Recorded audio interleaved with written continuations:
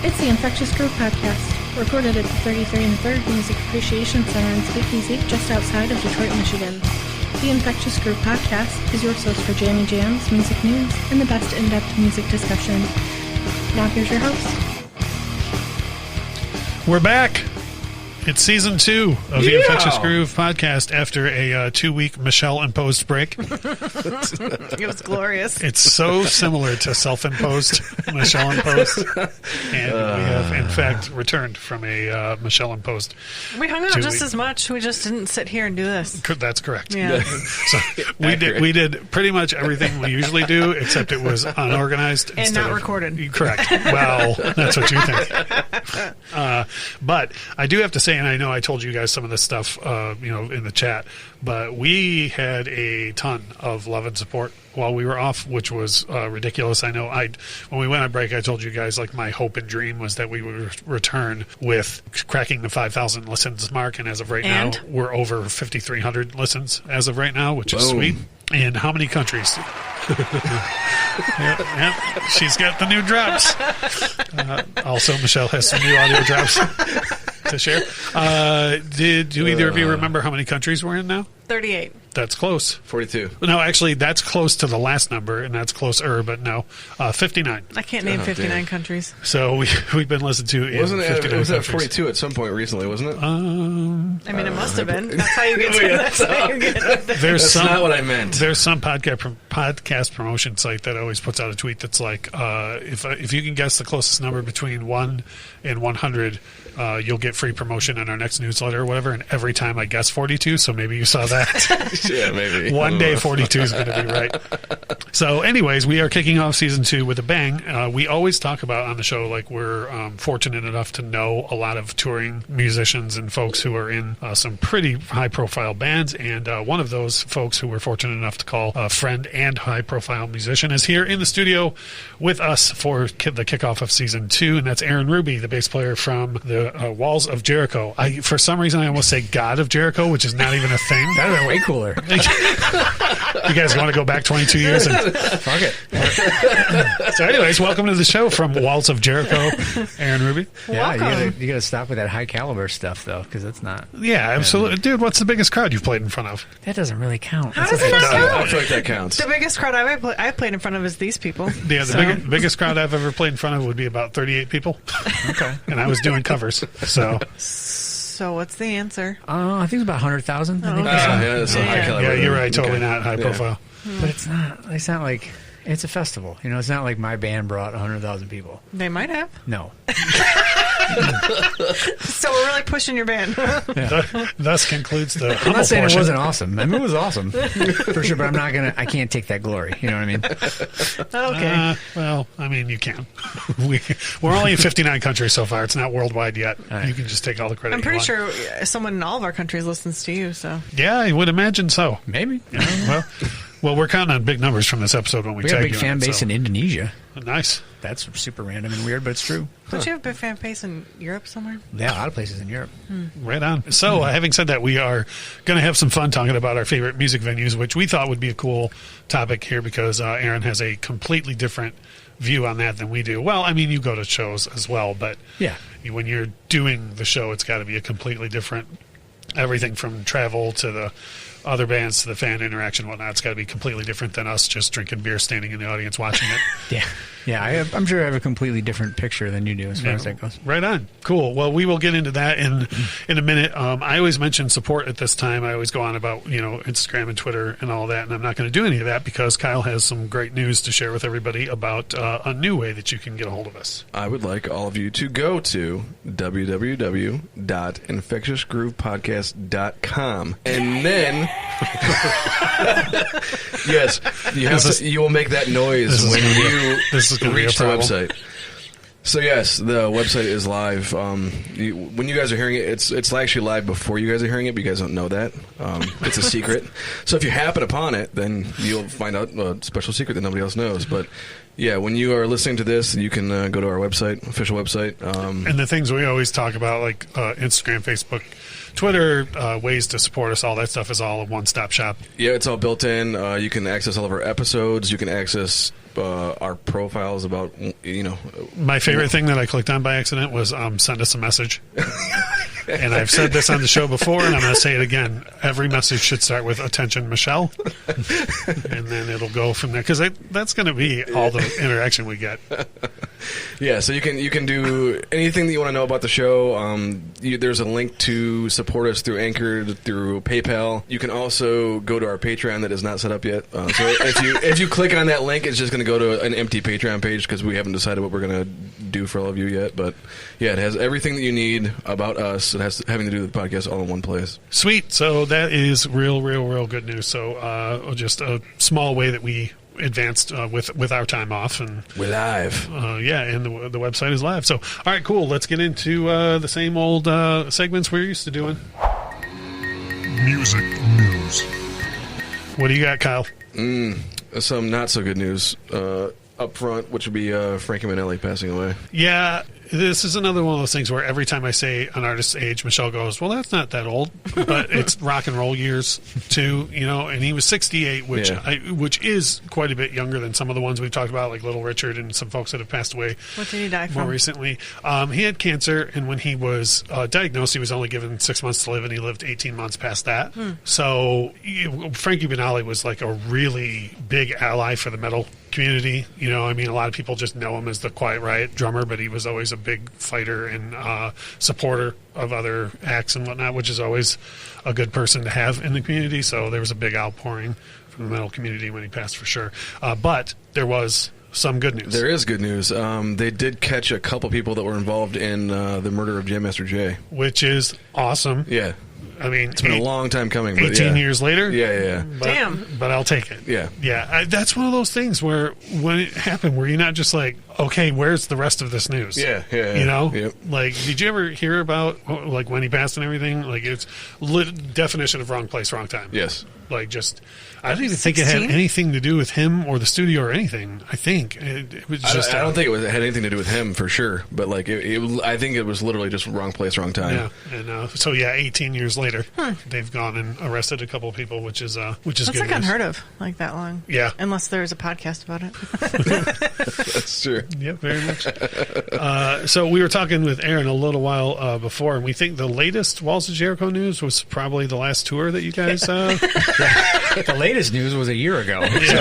Well, and when you are touring and you're in a band and whatnot, and you get all these plans laid out, like there's no one knew what was going to happen this whole year. So even if you guys had anything, we had plans for this year, but this year's a wash. So it's all moved to next year. So we'll see what happens then. There was more than a few artists like 4 months ago that literally were the first ones to be like, okay, let's just move this all to next year. And then there were a whole lot of artists like still hanging on, being like I saw major acts move their tours from like March to October, and I was like, that's like, what do you? Yeah, I didn't. I know what you're talking about. Yeah, the only show I had tickets for the rest of this year that I already bought tickets for was for Roger Waters, and he was like the first act that was like, okay, you know what, 2021, see you then. Yeah. So, and that's pretty much your guys' plan, is just to see. Well, we had a festival tour planned, some Europe stuff, and they all just moved everything to the following year. Yeah, so they also don't want us there right now. So. Well, yeah, but at the time it wasn't. I know we weren't lepers yet. So we'll see. It might not happen again. I don't know. I'm just if they tell me it's on, I'm ready. Just kind of going with the flow. I feel like that's always the way it is. You're just like, oh, I now have to go on tour now. Mm-hmm. Well, I feel like once those, because those tours, because you guys almost always do all the big tours in Europe, right? Yeah, a lot. Yeah, and so those things are just like you're either involved or not. Like, it's not something that you guys plan. It's all planned, and then it depends. We'll do like some package tour stuff where it's already a tour and the headliners are there, and then they're just finding out the lower bands, and we get invited, and you just plug a band in and then you go. Right. Like this year we were supposed to do a festival tour, so we're just playing festivals on weekends, and then during the week we're doing our own headlining off day shows. Nice. Which are awesome. We did last summer, and it was amazing. It was probably the best tour we've had in Europe in a decade. That's awesome. It was so good. I don't even know why. I mean, we haven't had a record out since 2016, but it was amazing. We had tons of sellout shows.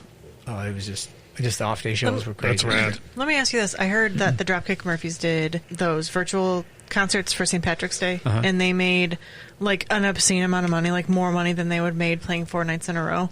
That's not sustainable, but is that something you guys have ever talked about, doing something virtual? No, because that's immediate. That's just taking all the fun out of what we like. Yeah, it's so sterile, and I get it. Like playing is cool, but we like more than just the playing part. You know what I mean? So it's just taking everything else away. And then there's no crowd interaction, which we rely solely on crowd interaction. You That's know what I mean? I don't know the name of the guy from the Dropkick Murphys, but I listened to an interview with him, and he said that it was very strange. And they had there's people in there, like the janitor, and like some people there, and like 2 people, and they would just be like yelling and screaming, and they would be like, "You can stop that though." Like it's more embarrassing to have the janitor being like, like 4 people.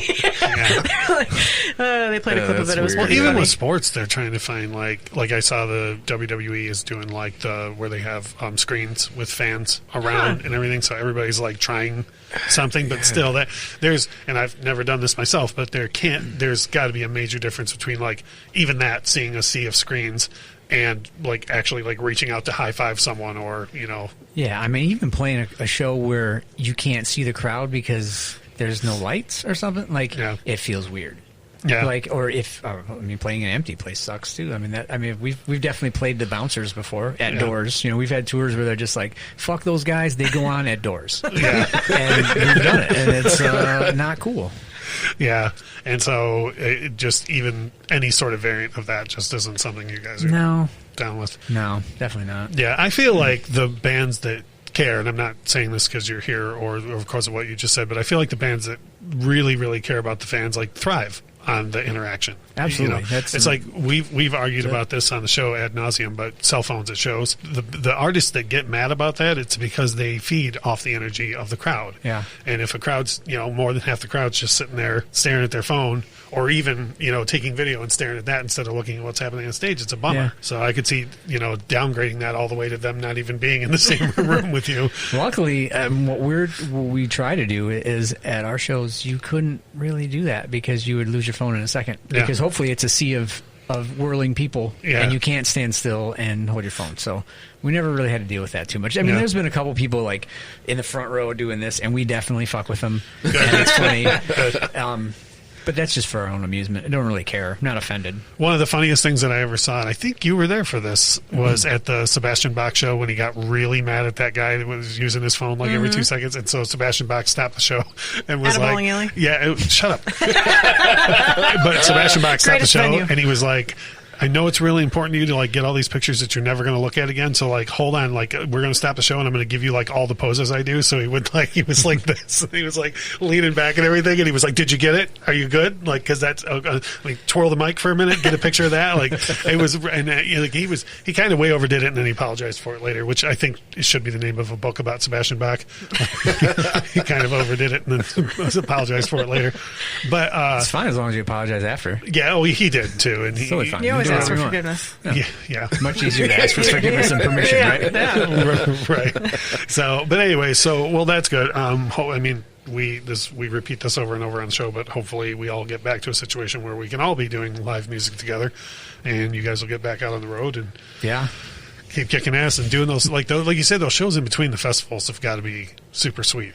They're super cool, and they're it's the best of both worlds kind of when you go, because the festivals are great and it's really cool to do them, and it's a different experience, but it's not as personable, you're not really getting up. I try to get up on people anyway and jump on them if I can, but sometimes you can't.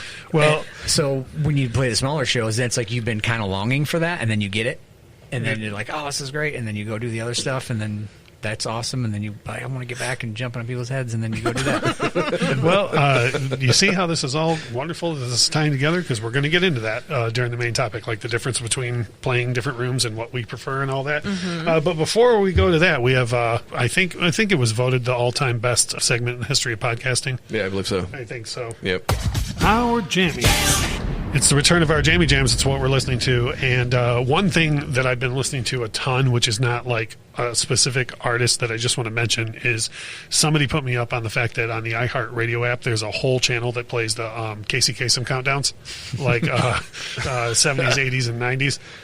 And it's commercial free, and it's like unedited. It's exactly the way it used to air, and I grew up on that. So I've been, oh my Lord! So I've how been do you go through that? Like, is it like, do you pick a day? Random weeks and years. You just go to the channel. Like if we brought the channel up right now, it's just playing. Like you could do the week that I was born. No, it's constantly streaming. Oh, I get what you're saying. Yeah. I get what you're saying. So like the other day, right before everybody came over to Spin Records, it finished like it was the last week of 1986, and then right after that it started to count down from like 74. Like just a random week in 74. That's awesome. But if you know anything about me and how I'm always the guy that's like, oh, did you know that guy played on that, or did that guy play bass on that song or whatever? Like it all comes from Casey Kasem. So when you listen to this stuff again, when he's talking about this person is putting this out, and next year they might do this tour with that person or whatever, and then he'll play the song. So it's not just like, oh, here's this band on this station, and here comes 40 in a row without interruption. Like he tells you everything about the acts. And then, like, even before, it's got where he used to do the commercial breaks, but they're not, they don't play commercials or anything. Right. So he'll be like, when we come back, we're going to play a band whose, 3 members used to be in another band that also had a top 10 hit. And so, like, you think about it for a little bit, and then when he comes back, you'll hear the song start, and he's like, that's right, this band used to be this band, and then they got this guy. And, so I've been listening to that a ton. So nothing specific, but, like, everything that he plays, I'm just like, this is the greatest song ever, just because of the intro. That's awesome. You just dimed yourself out. Everybody thought you were sweet, and now they're just like, oh, he just recycles Casey Kasem stuff. Yeah. I'm going to do he's not a genius at all. I'm going to do a long-distance dedication to Snuggles. But my son, though, got in the car the other day, and I was like, you got to hear this. Like, this is what I grew up on. In like 10 minutes down the road, he was like, this is the coolest thing I've ever heard. And I was like, this is why your generation sucks. I was like, you guys don't have a Casey Kasem. But anyways, the 2 big songs, because I always have at least 1 or 2 songs stuck in my head that I've been listening to lately, could not be more different. Could not be more different. One is In Your Room by the Bangles, which I know a lot of people, like, I'm getting a sea of confused looks in the room right now. Like, most people know the Bangles for, like, Eternal Flame or Walk Like an Egyptian. They had, like, a really rockin' song called In Your Room that came out that was, like, it was a hit, but it wasn't nearly as big of a hit as it should have been. And I would have liked to have seen them, like, carry on with that sound. But instead, the whole band was like, we're so sick of Suzanne Hoff. So they just, went their separate ways, like when this came out, which was a bummer. So I've been listening to that a ton. And then the other song that couldn't be any more different than that is I've been listening to Addicted by a Simple Plan. That's a good song. It's a great song. And I hadn't heard it in forever. And we were in the car the other day. And as soon as it started, I was like, this is going to be stuck in my head for like a week. Because of course, it's catchy as all get out, Yeah. So anyways, that is what I've been listening to. And oh Jesus, I forgot to tell you this. Michelle, she demands that I be super excited to hear her Jamie Jams. Michelle, okay. You can see the excitement on Aaron's face. What are your Jamie Jams? So I was trying to think of that today. You were trying to think of what you've been listening to? Don't take the 2 weeks off to think about it. I can tell you what I've heard every time I've been around you, or you even talk about music for the last 2. Luda. It's been a ludicrous 2 weeks. It sure has. And I feel like it's been a very Luda Christmas. I can't help it. Like, that was the only thing that comes to mind. I literally have his. I put him on as an artist on Spotify. Would you like to share the work story? No. Okay. Just, hey, everybody, don't play Luda in your office. Maybe, you know what, you can make that a blog post on the website. He's not family friendly. So it's been a lot of Luda and a lot of podcasts, actually. Right on. Go between the 2. Right on. Kyle, what are your Jammy Jams? Notice I had to dial it way down. It's been a lot of poppy-ish, rap-ish stuff over the past couple weeks. Black Bear put out a new record, and so did Nas. The Black Bear record sounds very much like all the stuff that you hear of his on the radio right now. Mm-hmm. He's like, I think the last time you talked about him, you were like, he's going in that direction. He's mastered it. Like, he started out he co-wrote "Baby" for Justin Bieber. Mm-hmm. So he's like mastered. Never heard it. Yeah, mastered like the pop song, and that's how his entire new record is. And I don't hate it. Right on. That's good. And that's all that matters, really. Right. Yeah. And the new Nas record is awesome as well. Okay, so what's funny is the last couple of weeks before we went on break, you've very much shown your hand when you talk about what you're listening to. Yeah. Like you were like, and then you literally, I think it was last week, you were like, and Brandy put out a new record. That's when I got scolded from Michelle talking about music I didn't like instead of what I did like. Well, so when you were like, I've been listening to Black Bear and Nas, there was like a swing up at the end of Nas, and I was like, hooray! The Nas record isn't good. Yeah, it's very much like his older stuff. It's I don't know. I kind of like anything that Nas puts out because he's an awesome lyricist. Yeah, I don't think he's ever done anything I haven't really. Yeah, and it's very much it's right awesome. On. And the whole record is hot. Yeah, it's called what his record is King's Disease, the Nas record. Right on. And then the Black Bear one is Everything Means No. No, I lied. That's not the truth. Oh no, that is the name. The name of a song on the record, but it's also the name of the record. Everything Means Nothing. Okay. To round that off, there's also a rapper named who formerly used the name Mike Stud that I probably mentioned before. He changed his name to Mike. Period. With a period, like just a period after Mike. I don't know why. Like fun? Yeah, it's fucking random because he's been that name forever. See, there's stuff like that where I'm like, don't make it hard on me to find. Yeah. So, like, if I go to Spotify and type in Mike, okay, like, good, like, don't. It's already hard enough for artists to get recognized as it is. You know what I mean? That's why I put the period. He has a record. He has a record called For the Homies, and it's the number 4 and then the Homies. The entire thing is fantastic. Yeah, right it's on. just it's like poppy rap, not like Nas, but it's awesome. Right on. Family Cool. friendly. None of what I just listed Yeah, off is family friendly. I was gonna say you're more looking here for family friendly, like this side of the table. A lot of what this guy listens to. Well, actually, never mind. Don't listen to Ludacris. Yeah, the Luda. Don't listen to Luda either. So, anyways, Aaron, you are with us. What kind of? I know you have music on almost constantly. Yeah, always. What have you been listening to?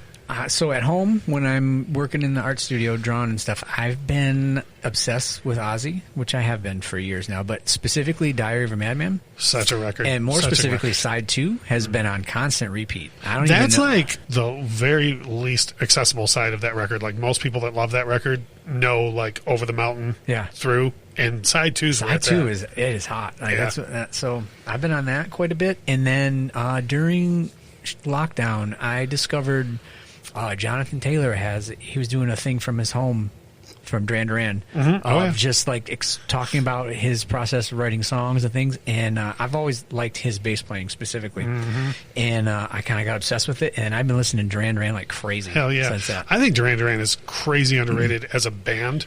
Like, you know what I mean? Like, people think of them as like a pop 80s thing, and like those guys know their shit. Yeah. Like they can play.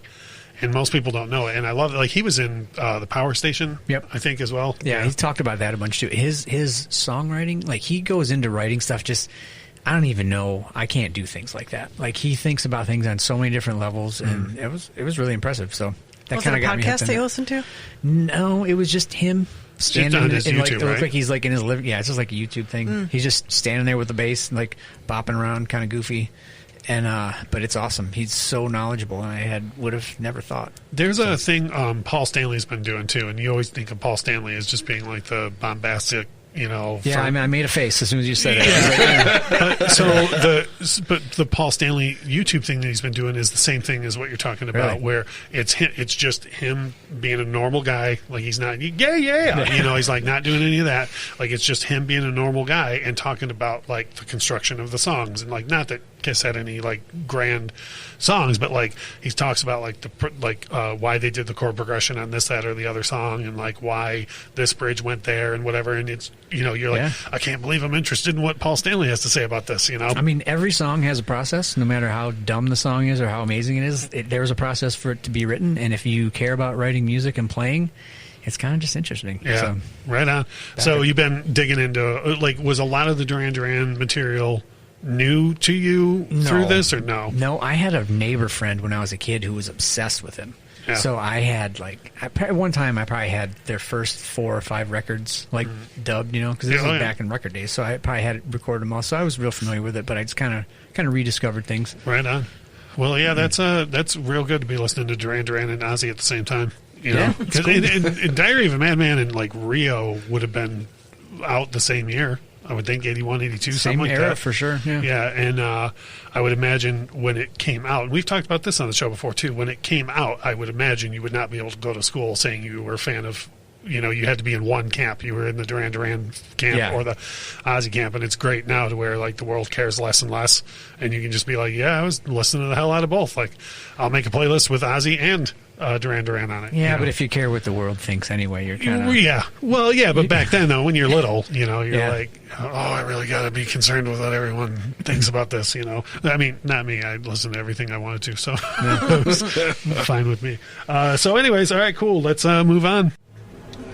It's time for the Infectious Groove Podcast. Main topic of discussion. And we still haven't gotten in trouble for any of those drops.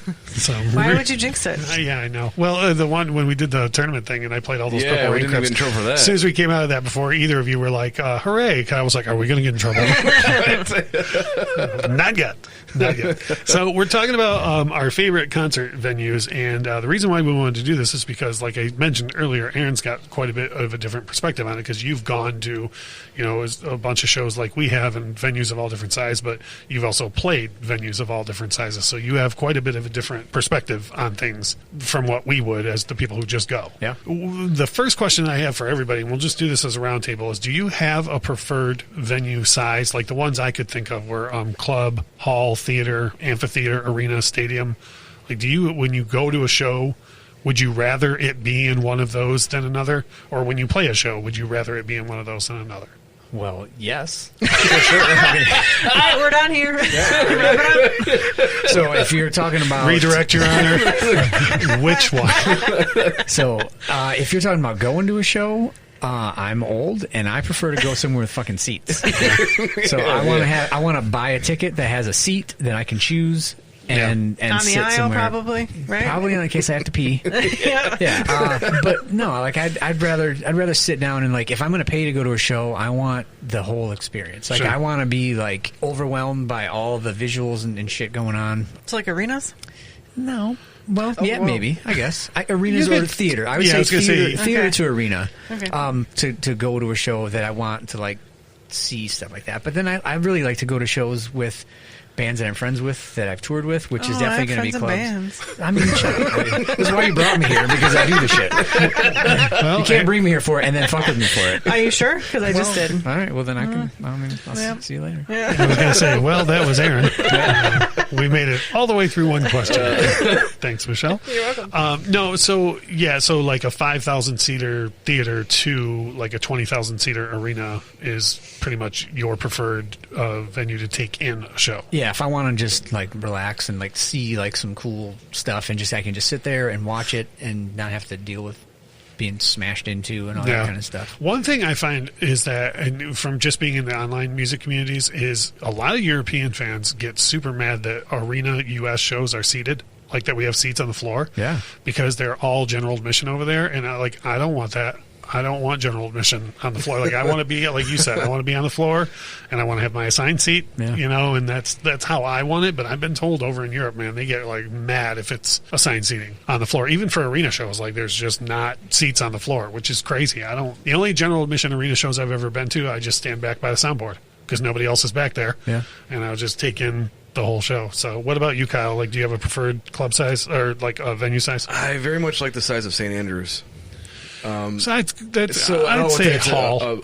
Yes, I was going to say a big sweaty ass club, but yeah, I guess see, I would call for the non-locals, like there's the Shelter underneath. Oh, that I would call that a club. The club, yeah. The Shelter probably will fit 250, 300 people, something like that. Yeah, you've been there, right? Yeah, the Shelter. It used to be like 500 or 600, and then they had, like, the deal with, like, the fire marshal stuff, and then the capacity went, way down. Yeah, so it went down to, like, probably 300 or something. Yeah, and then St. Andrews is probably closer to 1,000. It used to be 1,500, and then it probably went down to probably 1,000. Yeah. And then this is a whole different show, but then they charge you to sit upstairs now. Oh, yeah. Like when I don't do that. I very much like cramming myself, like working my way from the very back to the very front if I can. Yeah, but the thing where you can't even go upstairs to sit without paying more. Yeah, they're those used to be the roped cheap off. seats. Yeah. Literally, For sure. They You used to didn't be like want to be up $20 cheaper, and they were like, you can sit down. Yeah, well, that's capitalism for you. Yep. Find a way to turn something that used to be where you didn't want to be, and now you got to pay for it to get there. I very much like a venue like that, but then I also, like when we saw Garth Brooks at Ford Field, he made me feel like we were in a tiny-ass little area like that. I was going to talk about that with stadiums. Yeah. It's all up to the artist. Yeah, I totally agree. See, like, the comparison I can have for that is, like, I've seen GNR in whatever the State Theater here in Detroit holds, probably 5,000, I guess. 3,000, I think. Okay, so I've seen GNR there, and then I saw him across the street at Ford Field. And Axl Rose does not have the ability to do what Garth did at Ford Field. Like when we were at the State Theater, Axl made the people in the last row feel like they were in the front row. Like it was probably the most appreciative I've ever seen him because they were down to the 3,000 seater. You know, he was probably like, "Damn it, what did I do to get here?" But it was probably the most appreciative I've ever seen him. And then we saw him like a year later at Ford Field, and he couldn't have been less robotic. You know, like it was just like, you know, because you know from playing, and I've always heard this, if you're playing a stadium or a festival, you can't see past the first couple of rows really anyways, right? Yeah, well, we play during the day mostly because we're not a big deal. So during the day, you can see a lot of shit. So you can pretty much see everybody, which is cool actually because you want to play in front of a bunch of people. So I'd like to see them. Yeah. So being in front of a literal sea of people is amazing. Yeah. So I'd like to see it for sure. If it was at night, I'd have been sad because I'd only see like the first 20 rows. 20 rows, and that's it. Well, that was my thing. Was maybe I'm always trying to make excuses for Axl, but maybe like if you can't see past the first 20 rows, there's no way to make a connection. But then again, Garth did it. Dude, yeah, that's crazy. I don't even know. Some people don't give a shit. Yeah, that's true too. You just get what you get that day. So I don't know. I feel like, well, with that tour specifically, I feel like GNR was like, and we'll cash the check and clear. Yeah, cool. Welcome to the jungle. Goodbye. Garth gives a shit for every show. Yeah, so for everything that he does. So even when people fall asleep, he still cares. We saw Garth Brooks one time, and there was a lady asleep behind me. It was so embarrassing. I felt terrible for her friends. And Garth Brooks was still putting on an awesome show, even though this drunk woman had passed out behind us. I had a lot of tequila. Why'd you have to out yourself? I didn't use any names or anything. I don't know. I think there was a lot of drunk people at the Garth show, and no one was sleeping. Well, he didn't put on a good show, so. Right. We were just talking about how he made 77,000 people feel like we were in a small theater. That was his off night. You saw him on the off night, did you? All right. Before I take us to break, you didn't even ask me. Well, before I take us to break, Michelle, first of all, what's your answer to the question? The smaller the better for me, unless it's like you're packed in like sardines. I saw the Lone Bellow in. You saw the Heavy at the shelter once, I know, because you kept screaming "How you like me now" in my ear. I did, but it was not packed like sardines. I don't remember what the name of the hall was, but I saw the Lone Bellow in London. Oh yeah. And it was like, I feel like it was probably the size, a little bit bigger than the shelter, but there was like 800 people in there. You couldn't even get to the bar to get a drink. You were just, and it was just hot and sweaty. Like, I don't like that unless it's outside. I like an outside concert all day, any day. DTE, or I'm sure I would love Red Rocks or what is it, Freedom Hill? Yeah, I always forget about Freedom Hill. I haven't been there in like 10 years or so. Yeah. Me neither. I think I saw Ben Folds there was last concert I saw. So it's not just localized to here. Like every town has an outside venue, like a big I just like to be outside. She just wants to be free. No, it's just so you can smoke cigarettes whenever you want. That's why you're want to be on that. For my answer to this, before I take us to break, for my answer to this, like it's got to be an age thing or something. But I used to be in my younger years. I was like the bigger the better, and it was almost like a badge of honor. Like the band I'm seeing is like getting bigger and bigger and bigger, and so like when the band I loved booked into the Silverdome, I was like, my favorite band can sell 80,000 tickets, it was like a big deal for me. But like the older I get now, I'm trying to catch bands more on the come up to just see them in like a club or a hall before the tickets become outrageous, and you get to see more, at least in I've seen a lot of bands over the past 10 years that I've seen in a hall or a club situation, and they put on a hell of a show, and then you see them after they blow up, and it's very automated, and plus it's like 10 times the price. Yeah, there's things that happen though when you're like a smaller band and you're doing clubs and you're doing good, and then you're getting brought up. Sometimes it happens real fast. They come through one time, and then 6 months later they're like, oh shit, these guys are playing like stadium now. Yeah. So you have to make it worth seeing you in the stadium. Yeah. So then you got all this production, and you got to get some pyro and some videos and like some bullshit. So they throw together a bunch of things, and they put that on top of you, and so it seems maybe disingenuous sometimes. Like, it's not like, this isn't the band that I knew. Like, they didn't do this shit. Like, they didn't care about this stuff. But you got to make it worth it. You want someone to pay $150 to see you as opposed to $35. Yeah. Now you got to make it. You got a bunch of shit to look at. So then you put all this other stuff. So then it's not the same band anymore, even though they're playing the same stuff. So then it's a whole different deal. And that's before you worry about the production side of it, like like in-ears and how the show's going to go and being synced with whatever's happening pyro-wise and all that. Yeah. So depending on what level you're going into, you're going to start talking about people with like choreographers and shit and like weird stuff. Yeah. And especially if they have pyro, there's choreographers because they have to know when to do it. And before you do it, you got to be out of the fucking way. Right. Like, you Do you have a choreographer? No, we also don't have pyro. Yet. I would get a choreographer if we could have fucking pyro. If you want, Michelle will just come and light stuff off. Oh, yeah, for sure.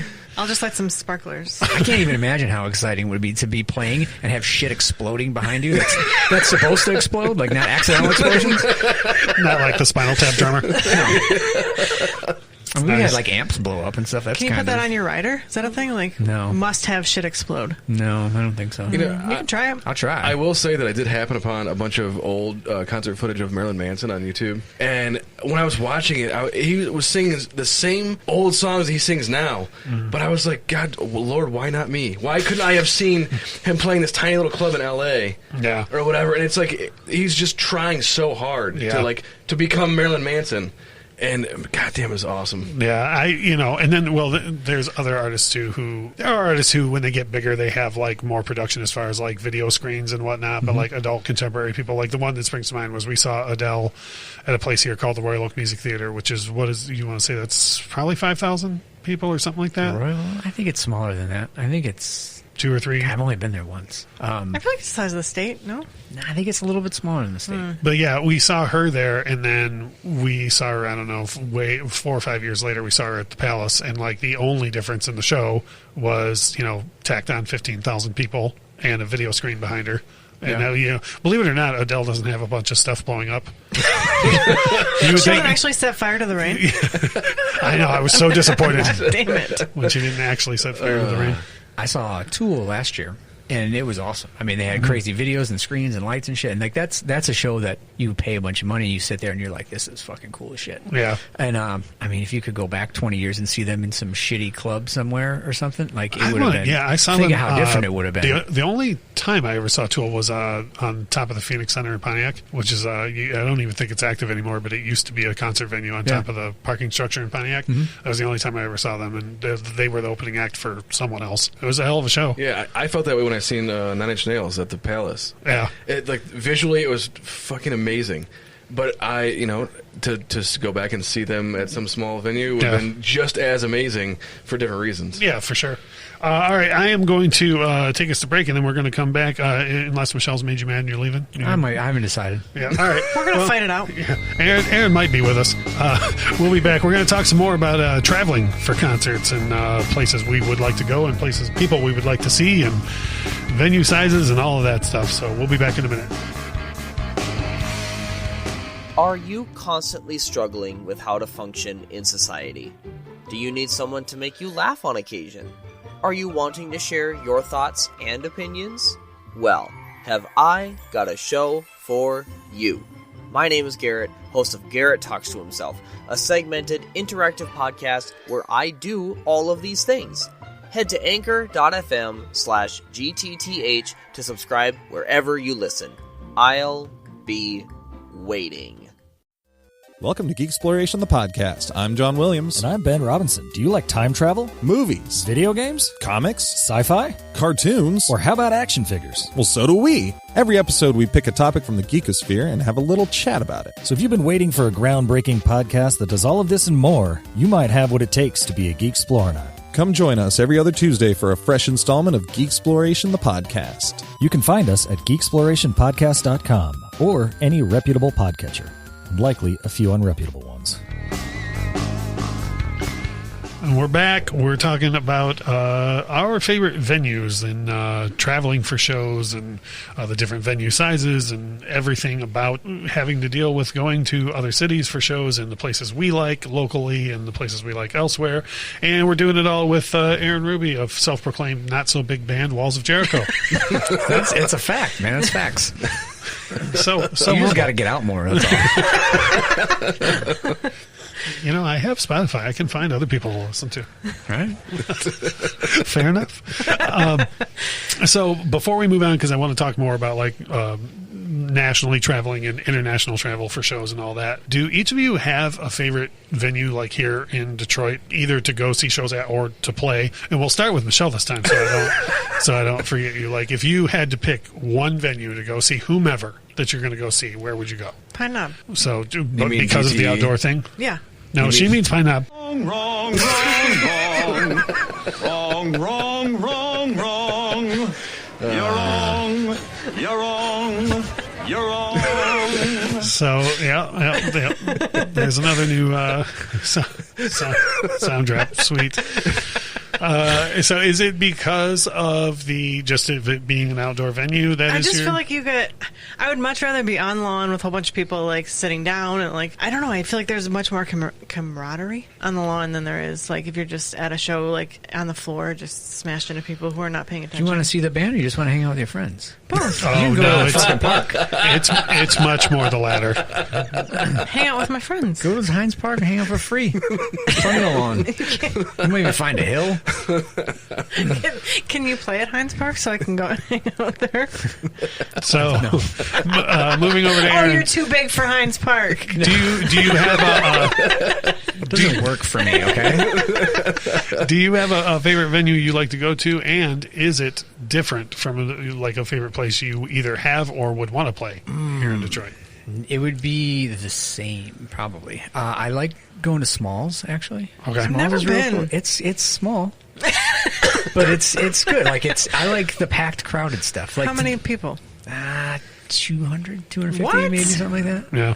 I don't know. That's tiny. Yeah, How many people at the fucking small. Token? It's So called I've been to the Smalls. Token before. How is it bigger than the Token? It's comparable. Okay. I'd say. Okay. Yeah, the Token's got to be a couple hundred.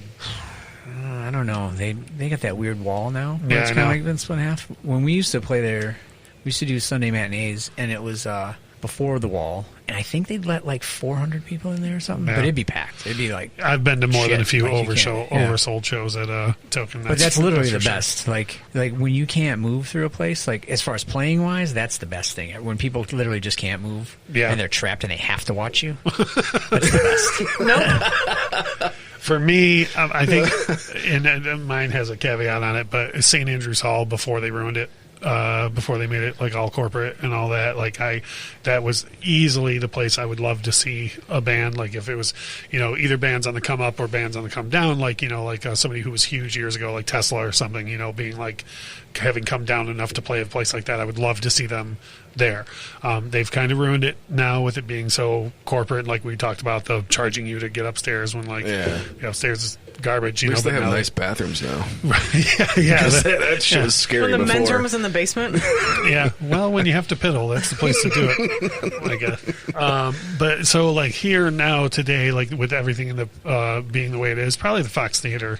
I saw some ridiculously good shows at the Fox over the past 5 years or so. Where did we see brand new that one? The Fox. Yeah, that was an amazing saw show. them at the Fox. I saw Sturgill Simpson there. I saw Jack White there. I saw Prince there. It was, and every show was great for different reasons. Theaters are awesome because they always sound great. Yeah, Sure, yeah. They sound way better than stadiums. All that shit. Like theaters, they're designed, to sound good, to be acoustically correct. First time I ever saw Ozzy Osbourne was on the No More Tours tour in '91 at the newly renovated Fox Theater. Oh my god! And I just remember being because on the news that morning they were just like, "Oh boy," they're just like, we're going to go live to Jim, who's in front of the Fox Theater that's opening, and he was just like, "Oh god, oh you guys, I don't know who did this," and I just that whole show I was just like, man, all this renovation is going to go right down the drain, But yeah, every show that I've seen there in wildly different, like I say, Prince and Sturgill Simpson, wildly different type of music, and both of them sounded pristine. in there. Like you say, that's what they're designed for. Yep. Kyle, what would you say is your favorite local venue? I swear I thought you were going to say DTE just to mess with her. There's a tie. Oh, between St. Andrews and DTE. I used to be super against like outdoor venues when I was younger for some reason, just because I thought that they all sounded like shit. And that's not true. Wait, were you just saying bad artists? Yeah, it just literally depends on who's playing. Did you go see Aaron's band there? It's all right. I'll take it. That's fine. You started this. Hey, I've actually played there more than once. Have you guys played there? No. See, that's what we were saying. Is it cool to play there? No, I don't know. Well, we played there one time on main stage. Okay. And it was at doors, so that was not cool. Was it for like Knotfest? No, it was for what the fuck did I say? No. It was for Family Values. Oh yeah. Yeah. What year was that? 2006. Where would you have played second stage? Second stage, Ozfest and Mayhem. We played. Which Ozfest? 2006 also. It was a busy year. Right on. I can't remember the last time. But they're not that big of a band, so. Yeah, I know. Yeah, don't worry about it. Parking lot stage. But I played at no technically stages. it was DTE, though. So. Yeah, there you go. Yeah, so what's your reasoning behind both St. Andrews just being like. I very much like being like just crammed in somewhere and seeing someone like up close like that. Because that's awesome, right? Yes, it's badass. Yeah. But I also very much like being able to kind of like spread out and go take a piss if I need to, or, go get a drink and not have to mash my way through people. And I've seen Slipknot a couple times, Marilyn Manson a couple times, and Smashing Pumpkins at DT, and all of them except for Billy Corgan being a turd have been fantastic. The best sound I ever had at DTE was, and I've seen some really cool stuff there. There was one time I saw Aerosmith, and they had a whole second stage set up on the lawn. And they did like 90% of their set on the main stage, and then there was like some sort of instrumental track played, and they literally made their way up the stairway to the lawn, like all 5 members, and did like a mini set in the middle of the lawn, which was sweet. On the sympathy stage. Yeah. Is that what it's called? It is now. But the best sound I ever had there was, I was really concerned the very first time I got to see Roger Waters was at Pine Knob, and with it being an outdoor venue and Pink Floyd being known for like pristine audio, I was really worried going into it. I was like, how are they gonna make the amphitheater and the lawn sound as good as it's supposed to? So we get to the venue, we walk in, and they literally brought quad sound for the amphitheater and for the lawn. Like up on the lawn, there was like a front channel and a back channel at the back of the hill and right and left, and same thing for the pavilion. Oh, and it was all time. So like when he was doing Money, it was like cha-ching, like that's front, badass. But the lawn got it timed exactly the same as the amphitheater, and I was just like, well, this dude's playing at a whole different level than I expected. Yeah. I would say sound-wise, the best show I've been to is Nine Inch Nails at the Palace. Yeah. It was just, because Trent Reznor is a crazy, arena perfectionist shows person. They're hit or miss sound-wise. It was fantastic. Yeah, I've seen some shows at the Palace where halfway through the song, I'm like, oh, that's what they're doing. That's not what you're going for, though. Yeah, and then I've seen other shows where, it sounds exactly like the record. Yep. Now, again, I'm pretty sure you're going to have a completely different answer to this than we would as the fans who travel for shows. Yeah. But do you like traveling for shows like when it's work? Yeah. Oh, right on. Okay. I love being on tour is amazing. Yeah. Even just sitting in a fucking van for 8 hours is just cool. Yeah. Like you're in a van with your friends. You don't have anything to do. So touring is like life stripped down. Mm-hmm. You have literally nothing to do except get to that show. Mm-hmm. That's it. You have one goal. That's all there is. So there's nothing there's nothing else that's concerned. Nothing matters. You may have to stop and piss and eat but at the end of the day, you just have to get to the next place. Right. And that's all you have to worry about. You have nothing else. So all your little daily worries, it's nothing. You just get, will the van make it? Yep, we're good. Yeah. And then you get to the show, and then you do your show stuff, which is not autopilot, but you know what you do. You get in, you load in, you do your stuff, you fix all the shit that's broken, because every day there's something broken. You fix it, and then you play the show, and reload the pyros. You break more stuff, and then you go. Do you have roadies? No. You're not that famous then. Yeah, we're not famous. But what's funny is what you point out as positives. Most touring musicians I've spoken to, that's the negative for them is like the all the time, all the downtime, and the hurry up and wait to when you're on or whatever. Like, so it's interesting. It's actually refreshing to hear someone say that they like that aspect. I guess it depends on what they want to do. Like if they want to just party and do that kind of stuff, then that's different. Like if you sit in a van for 8 hours, you think if you want to read or like watch movies or like there's a lot of stuff you can do. Yeah. Because you don't do that every day, so we just sit at home and watch movies. Well, it's got to be just hanging out. Like you want to go hang out on the lawn at a concert. Like I was hanging out with my friends in a van. It's got to be better now with we talk about the dumbest shit. I can only imagine. Entertain ourselves for hours laughing about just the most ridiculous shit, and it's super fun. We did that too. We call it a podcast. You have a mobile podcast from time to shows. 59 countries. Listening to Let's us get us to about, 60 this week. Yeah. Indonesia's coming up.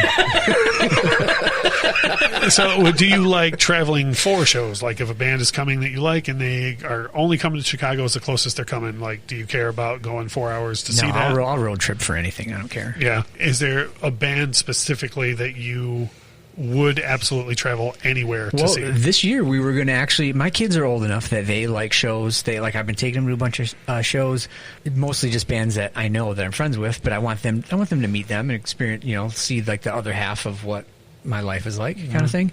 And this year we had planned to go to a bunch of stuff. We were going to go up to Toronto to see Ozzy, and we were going to go down to Cincinnati to see Maiden because they were doing that. I don't remember the name of the tour was now, but it was playing old stuff. Mm-hmm. And I was like, well, there's no way I'm not going to see that. My kids love Ozzy and Maiden. I was like, we'll drive down there. I'll drive 6 hours to see a show for sure. Right on. Make a day of it. And so we had plans to see both of those. Luckily, we didn't buy tickets yet, but yeah, we were there. That's the big thing with this year, and I mentioned this before, that I feel fortunate about that I had only bought tickets to one more show. Yeah. Like when all of this went down, I'm certain there was a ton of other stuff I would have gone to. Yeah. But I had only bought the one set of tickets, and I can just sit on them till you have another one next year. Yeah. We had Cleo tickets too. Yep. So, I had Roger Waters and then also another show. Just kidding. So Michelle, I know that like we've traveled to at least Chicago to see other shows. I think the furthest away I've gone personally is Vegas, like specifically to see a show. Baltimore. And, Baltimore is probably the furthest away. Cleveland. Yeah. Somewhere else in Ohio. Yeah, well, the other C one probably. Cincinnati. And there's also Canton, but whatever. And then we've been to Chicago several times. I rearranged an entire Europe trip to go see a band in London, so that cost $700, several $100. And I feel like you're of the same mind I am, that you would go pretty much to Red Rocks to see pretty much anybody. I mean, I want to know the band. I don't want to go see Walls of Jericho, but it's all right. You don't. It's fine. Stop. Salad. You're supposed to get mad. But you're not going to hurt my feelings with this. To be fair, he didn't even know what Red Rocks was. So I had an idea, but I wasn't sure. So I think the furthest I've traveled, like on purpose to see a band, like I've seen a couple of acts in Las Vegas, but I went there specifically once to see a band. Like I literally flew in to see the band and then flew home the next day. Where's the furthest you would travel to go see like a specific band in the U.S.? My finances allow. There's and I really want to see the band. There's nowhere I would. I love to travel no matter what, and I would make a vacation around it. So there's nowhere that I wouldn't travel to go see it as long as I could afford it. What about you, Kyle? Now I know that you're kind of a package deal, and you're going to go wherever she's going to go. That is accurate. Let's imagine with me for a second a world where Michelle didn't exist. So, did you feel that weight that just lifted off of everyone's shoulder? Previously, I've been like a musically traveling baby. Like I think the furthest I've been is like Toledo to see a show, which was awesome because it was in that bowling alley place they converted into a music venue or whatever. But I seen Social Distortion there and it was badass. Speaking of which, it's been 3 weeks, but I think it's called Headliners. I couldn't remember the name of the place. Yeah, okay. I couldn't remember the name of the place last time we brought it up. I think it's called Headliners. It was awesome because you could stand outside, and I had just like a case of beer that I was drinking out of in line outside, and then beer was super cheap, and we were super close to the band. It was awesome. But I if I could afford it, and someone that I was playing wherever, I think that I would want to go wherever.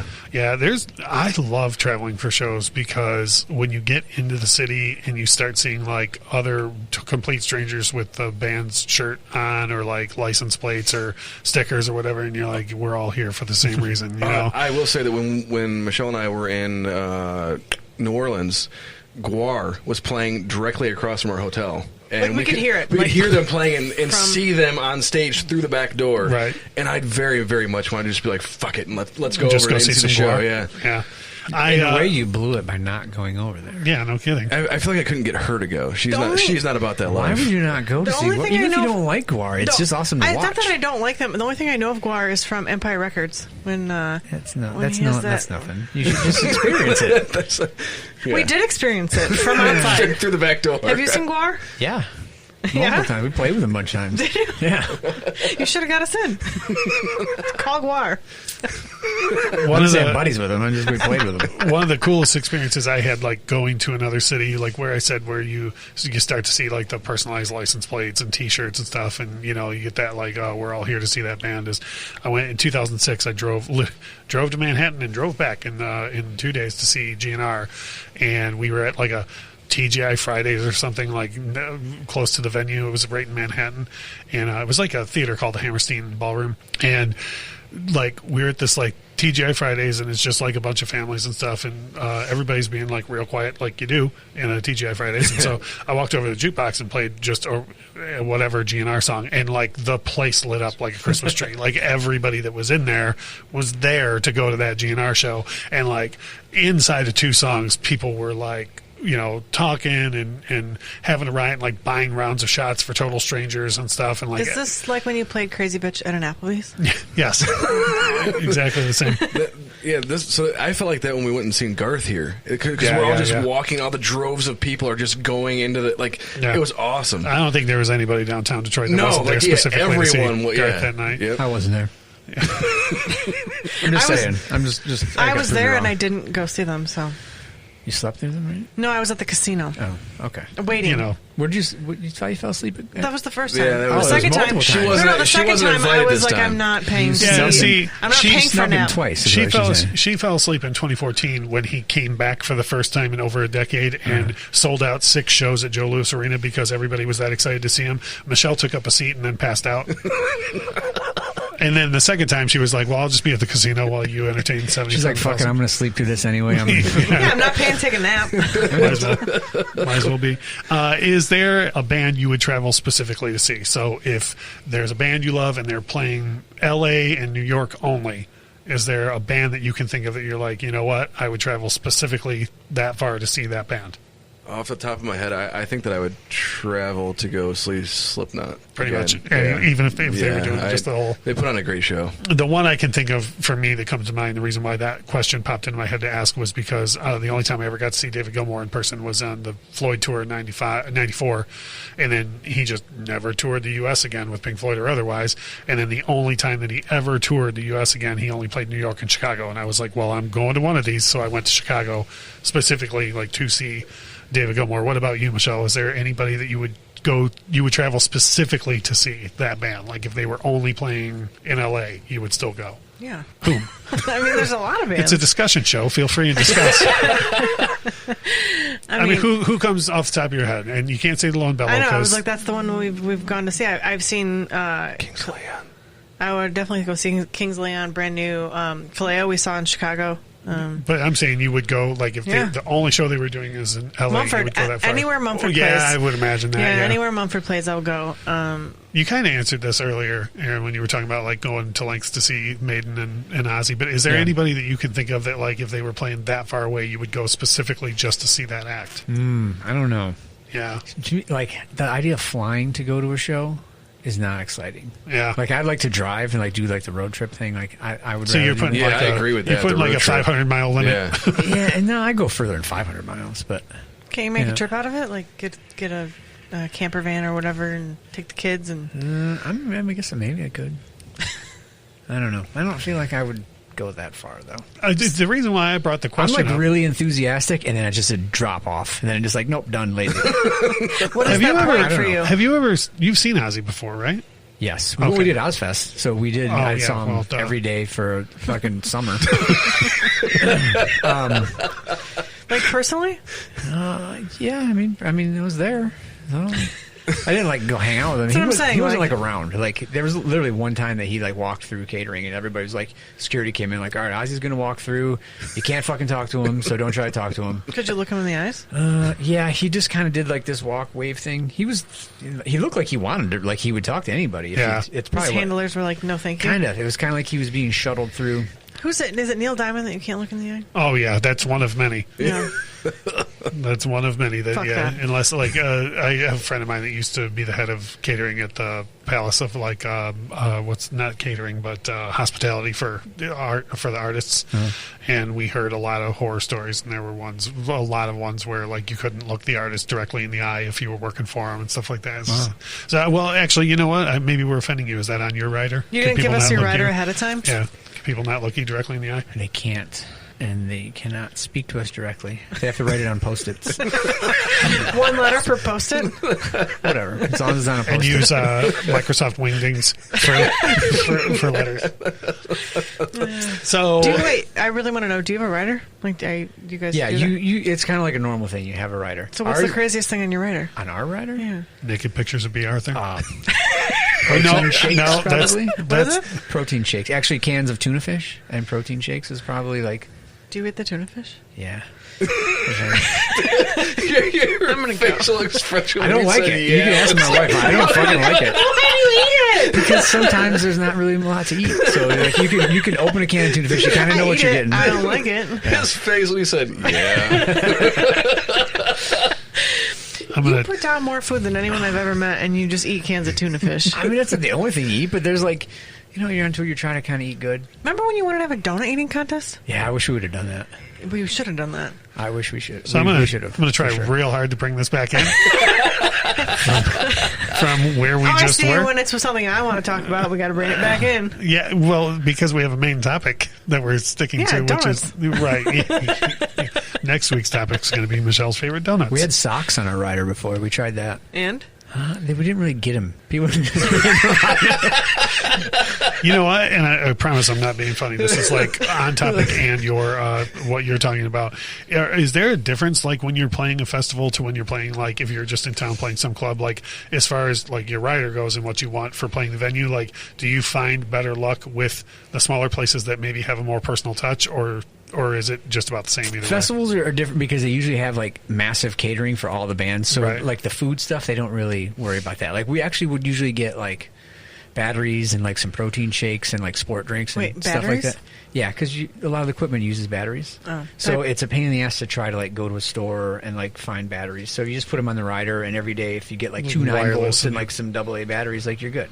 Wireless stuff and pedals. Yeah, it's just out of convenience. That's why we had the socks, because carrying like dirty laundry sucks on tour. So if every couple of days like someone gives you a pack of socks, you can just throw your socks away. Like it's a lot more convenient than you think. Do you have different riders for different, like for the festivals and then for the smaller venues? I think it's just one, and the festivals like you're not. They just don't give a shit. You're not going to get all that stuff. You're going to get like because your food's provided, and like some of them have like amazing.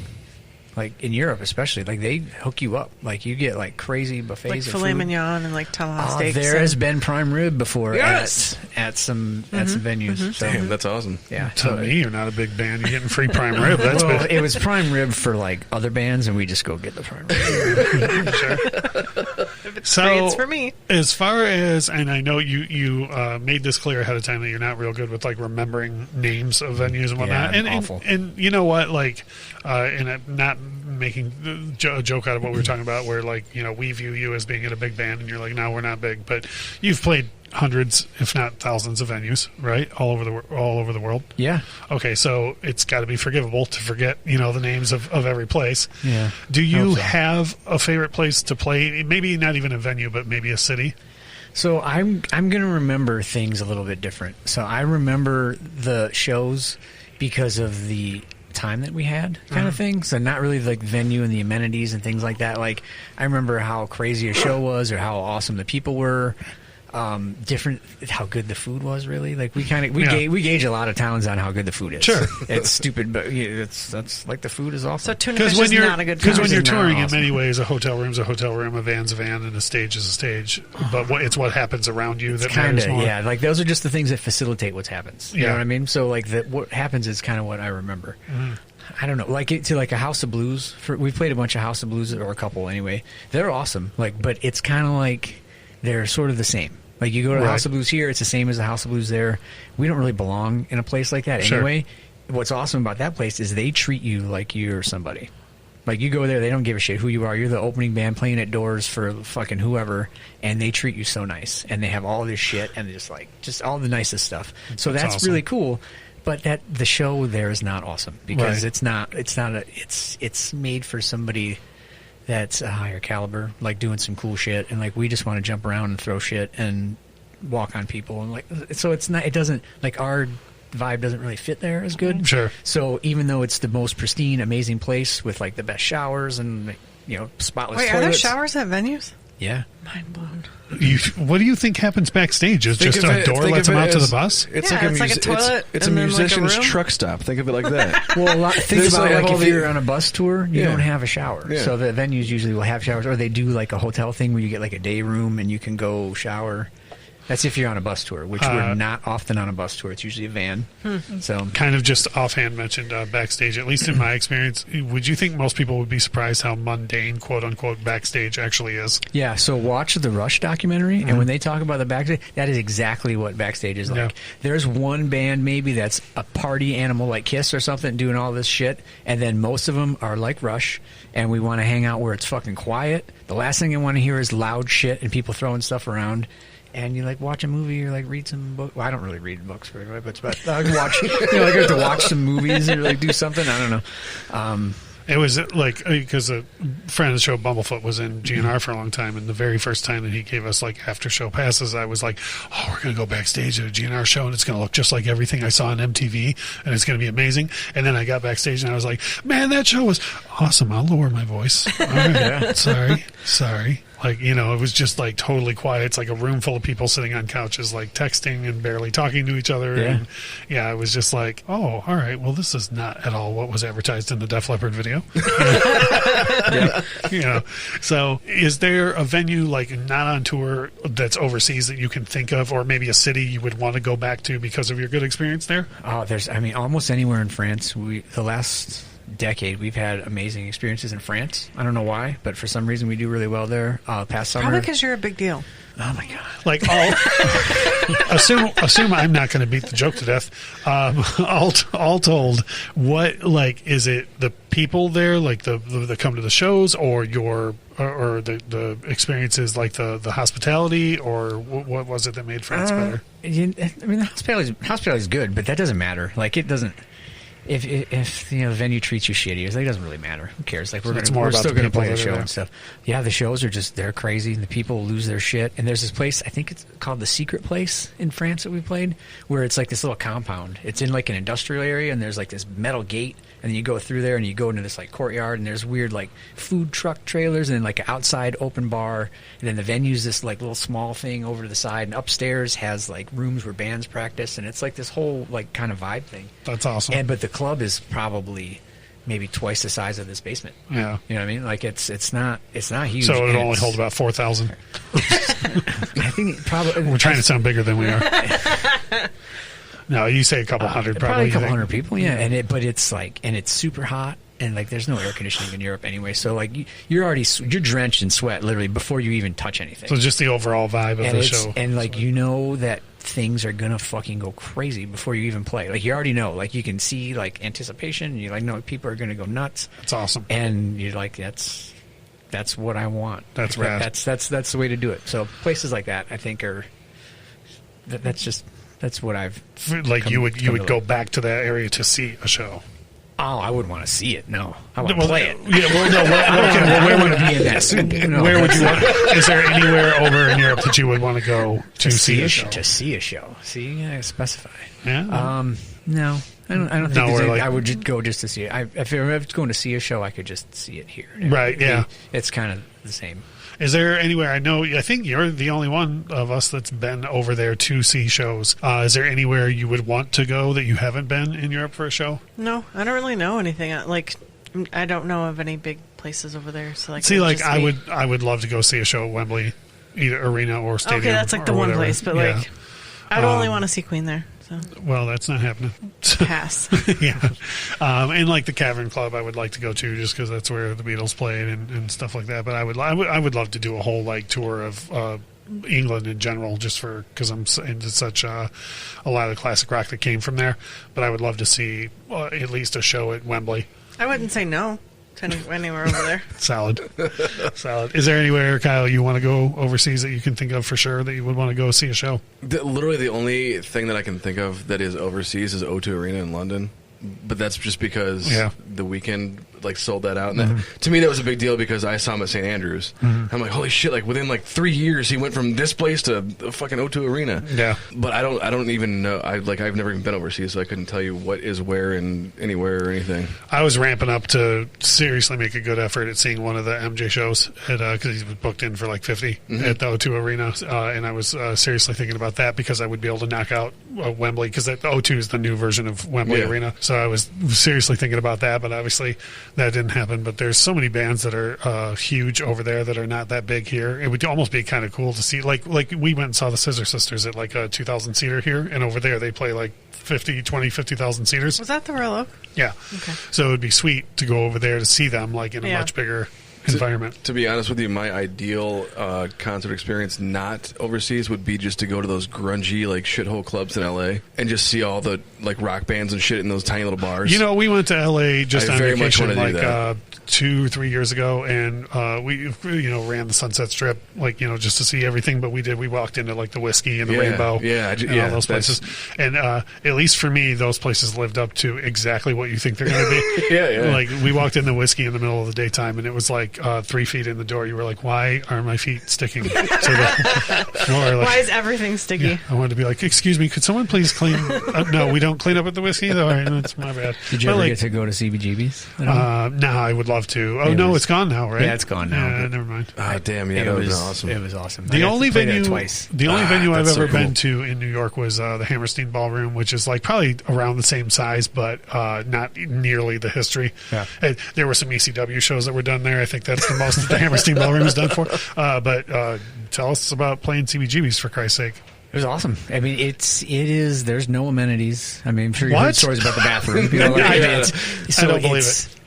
It's like when you strip that shit down and like none of it matters, and you're just going to play a show. And it's going to be fucking crazy. Like the place just has like its own energy. Kind of thing. It's just one of those spots. I was just going to ask you that because I'm really big on that. Like when you go to Hitsville, USA, downtown, like the building has its own energy. Like when you walk in there, you can feel like Marvin Gaye and Jackie Wilson and the Temps and the Tops. Like you can feel it in the air. Is CBGB's that way? Like can you can feel the punk? Yeah, I mean it's like the whole inside was tagged up and graffitied and stickered. So I mean, just by looking at it, you can tell there's been 1 million people through the door of this place, and like you can just.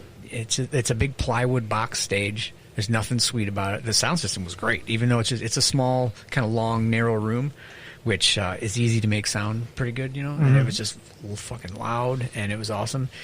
And just people, it had like its own crowd. Like people would just go to CB's because there's going to be a show there. There's going to be a show there, and it was nuts. Like it took probably 10 minutes to get from the front to the back just to weed through all the people, and it was before Michelle asks, how were the shower facilities? Oh, there's no showers. I was going to say that would just clean up in the mop bucket area. Nice. Would you say that that's probably one of your favorite places that you've played, or when you? I love it just because it was like I got there. I was like, I can't fucking believe that I'm in this place. For the first band that I played in there was a band that did a few U.S. tours, and that was it. I don't know how we ended up getting a show there, but we played a Sunday matinee show, and we're just like, this is fucking amazing. Like even just seeing the awning. I mean, like. You never even thought at that point. I mean, that was the first tour I think I'd ever even been on. So we went to the East Coast, and even just seeing the front of the building, like I never thought I'd see that with my own eyes. Even you know? So I'm seeing that, I'm like, Jesus Christ! And then you go in there, and I'm like, this is fucking it. There's so much shit that's happened here. Did you have any venues like that when you started out that you were like, one day I want to play there, or did they just kind of happen and you were like, holy shit, I can't believe I'm playing here? Yeah, I'm sure that I did. Yeah. I don't know which. But I would say as they came, you probably were like, holy crap, we're here. Yeah, I mean, we did like the LA thing and like the Whiskey and Troubadour and all that stuff, and we're like, holy shit, like we're playing this legendary place, like this is fucking crazy, like yeah, we shouldn't be here. Playing like the same stage that launched like The Doors and so on. Yeah, that's rad. Yeah, I would totally go to. I would go out to LA just to go to shows specifically at those places. Like when we planned that trip, it was like I just want to go see them. You know, I didn't even look to see who was all playing where. But even like the Sunset Strip's got like the Comedy Store, and you know, like there's just so many different iconic venues right in that one little area. Yeah, that would be sweet to go see any band. That's for damn sure. Is there anything I haven't touched on venue wise that you guys were like, oh man, I really wish he would have brought this up? I just have one question for everyone. What's your least favorite venue? Oh boy, I can tell you mine. Mine is the Blind Pig. Oh, you know, that probably is my... The Blind Pig probably is my I have favorite. not seen a good show there. Like, it's not necessarily even the artist's fault. Like, it's just the crowd is always shitty. The sound sucks. I don't know what to... I think that's like the allure of that place, though. It's not supposed to be a shitty? great... Yeah, it's not supposed to be a great music venue. It just has way, like, deep musical history. See, and I have seen a couple of good shows there, but it was when there was... The problem with the Blind Pig for me is they'll just oversell everything. Everything. It's uncomfortable. Yeah, and it's just insane how bad it gets in that building. And but I've seen a couple of, like, much smaller shows there that were... a lot more comfortable. Yeah. But yeah, we've seen Alone Bellow 20 sometimes, and the worst show we ever saw was in that venue, and it was 900%. I saw Anderson East there, and the crowd just sucked. Like they were screaming for Miranda Lambert, which I know it's not his fault, but then like you couldn't even see him, you couldn't hear him over people. It was just awful. Do you have a least favorite? I don't know. Yeah, and here it comes. It's completely different perspective. Sure. So anywhere in Switzerland, pretty much. Oh. And it's not because of the people, or the people are great, the crowds are great, the people at the venues treat you awesome. There's nothing wrong with any of that stuff, but they have a dB limit there that is like barely above a speaking voice. You have to turn your shit down so loud. Like they look at the drummer and be like, "Can you turn your snare down? Can you make your snare quiet?" Because you kind of played to the snare. You can't turn that down. So everything else you can adjust. The snare is kind of it's what it is. So if the snare is loud, which our drummer hits really hard, and he plays a giant metal snare, and it's loud as fuck. So you have to turn up so that you can hear more than just a snare, and that you're trying to inch things up, and they're telling you to turn it down, and like their dB limit, it's under 100. So it's like, and specific to what you guys do, that doesn't jive. No, I mean you can like hear your feet on the stage when you're walking. Like it's and it just it just sucks the life out of everything. Are you even able to power through and put on anywhere near the same show that you normally would? I don't. You try. Yeah. I don't know. I guess I'd have to be on the outside looking in on that one. But if the crowd's cool and like they're going crazy, you can kind of trick yourself into forgetting about it. But it's hard. So what happens if you break it? Break what? If you go louder. They get fined. They get like shut down, and like the venues get mad because they'll get in trouble. I'm so amazed by this. Like, are the crowds just quieter? Does nobody yell or clap or? I mean, that's their norm. So I guess that's just what they do. I mean, I think they're appreciative. They make noise. And stuff. I'm not saying that they're not. But like, if that's what you grew up doing, like you don't go crazy at shows, then that's just all you know. I don't think I don't think the dB limit pertains to the human noises. So I think they're all right. Oh, okay. But it's the instruments. But how can you go crazy for a show that's like whispers? That's what I'm saying. That's why I don't like to play in Switzerland. Yeah. What about you, Kyle? Do you have anywhere that you would prefer to never go see a show again? No, I can't think of anything off the top of my head that I would never. I would never. You know what? I was just thinking to myself, like, no, there's nowhere I would never go to a show again. I just realized there is one place, and I'm pretty sure you're on the same page with me. I just want to say that I would go to a show at the Blind Pig. It's just my least favorite. Okay. Right. You know where I don't think you're ever going to go to a show again? The place that we saw the Lone Bellow for Brandy. No, for Brandy Carlisle. You're just mad because they wouldn't let you drink in the parking lot. I've seen a couple shows at L Club. I like that place. No, I'm not a fan. That's another one that they just oversell. And the way it's so awkward with those two walls that almost block out over half the crowd anyways. Well, don't hang out by the fucking bar. That's the bar section. All right, Excuse me, sir. Participate in the venue. You know, like get in there. I don't know if you know who you're dealing with, but you know, I will say I'm not a fan of that place that we seen. No. Yeah, you know what I'm talking about. Magic Bag? Yeah, I'm not a fan. I like the Magic oh Bag. man, yeah, well, I like the Magic again. I like it when it's not oversold. Yeah. So that for Parker Millsap show we saw was perfect. So that show was awesome, but like I don't know the way it's set up and like the weird seating, and then there's like the weird standing area. I don't. I saw Jen Wigmore there, and it was packed, but it was amazing. Not my favorite.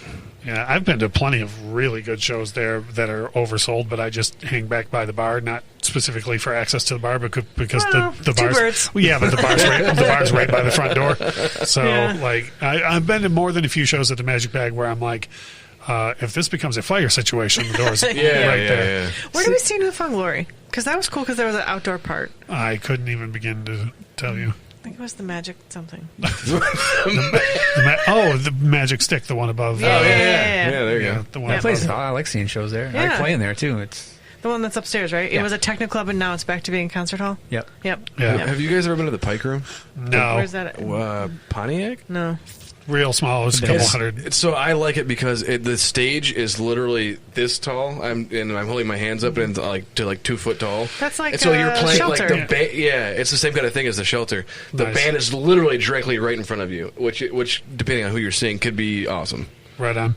Actually, I thought of one that I don't want to play here. Oh, go ahead. Is the Majestic Theater. Oh yeah, it's awesome. It's fine. Like the people that work there, everything's cool except for when you're on stage and you play there because the room is very shallow. Yeah, it's set up real weird.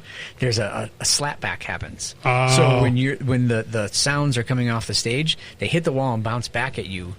And because it's so short, there's still quite a bit of volume there. Yeah, and it's loud enough that you can hear it over monitors, over instruments, over everything, and it's a challenge. It's a challenge to play there because you can fuck yourself up and get lost and I've weird seen shit happen. So that's the only reason. Other than that, it's great. Is that where I saw El King? Yeah, that was probably a problem. Right. The best sounding show I ever went to at the Majestic was I saw The Revolution probably about a year after Prince passed, and they sounded freaking fantastic in there. But other than that, I can't remember ever going like, oh, that show sounded great. If you're a real band and you can afford the amenities to make things not suck, probably. But I'm working with what we got. No, I'm saying that's the only band I can remember making the room sound good. Everybody else I've ever seen there. I've seen shows there and it's been fine. It's just the experience of playing there. I saw a Buckethead there once with he plays to a backing tape and it still sounded like ass. No, the guy opening for him played the tuba. Yeah. What the fuck? But Bucket plays to a backing tape and he still had issues. Think of what you're saying. Plays to a backing tape. Yeah.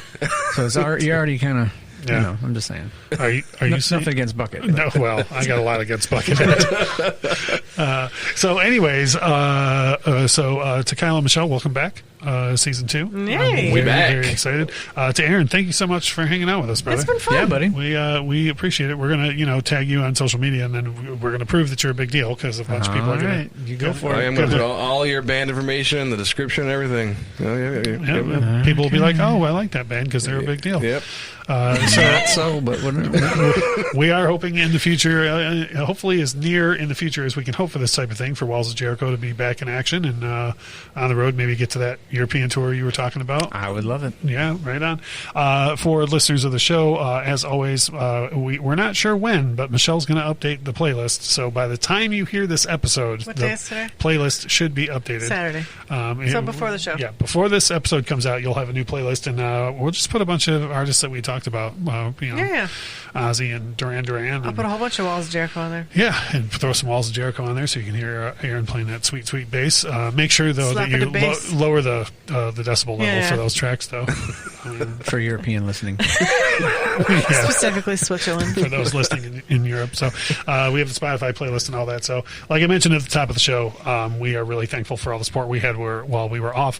We have a lot of fun stuff planned for Season 2, and this is merely the kickoff of it. So we greatly appreciate it, and we will see you guys next week. Bye. The Infectious Groove podcast is hosted by Russ Robinson, Kyle Wimple, and Michelle Koselecki. Produced and edited by Russ Robinson. Intro and outro music composed by Chris Kimmel. Opening credits read by Stacey Robinson. Recorded with a Rode Podcaster Pro and Rode Pod mics.